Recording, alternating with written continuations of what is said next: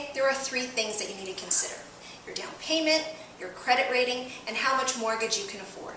I've gone through a process with Andrea and Joanna where we looked at how they were personally doing in each of these categories, and here's what they said before we started. My first comment to Lorena was, I have an idea of what I want.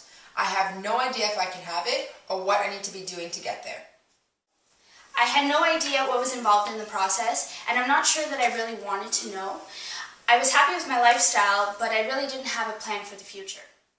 Okay, so let's go through the 3 steps. Number 1 is your down payment.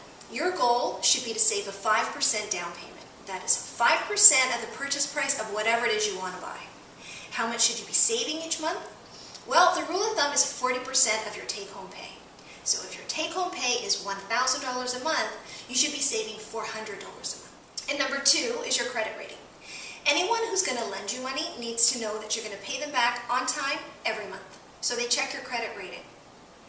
Any monthly bills or credit cards in your name, make sure that you're paying them on time every month. If you're carrying a balance on any of the cards, make sure that you're paying the minimum. If you don't have a credit card, consider getting one. Use it to pay for some of your monthly bills, and when you get the bill, pay it. And that's going to help you build a strong credit rating. And number 3, how much mortgage can you afford?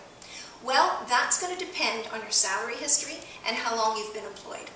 I'm going to talk more about mortgages on my next video.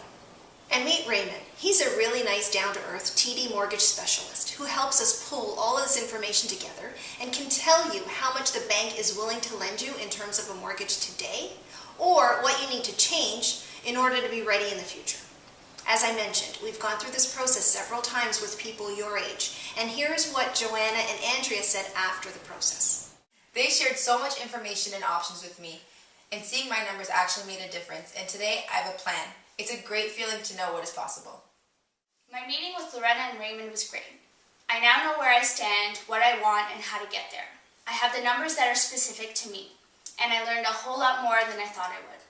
So call me for your personal plan and stay tuned for more vital real estate news.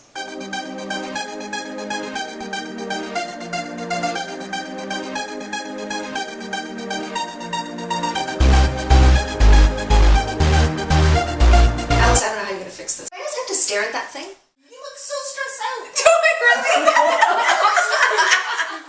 Yeah, the tape. And number 2 is your credit rating. Sorry. And number 2 is your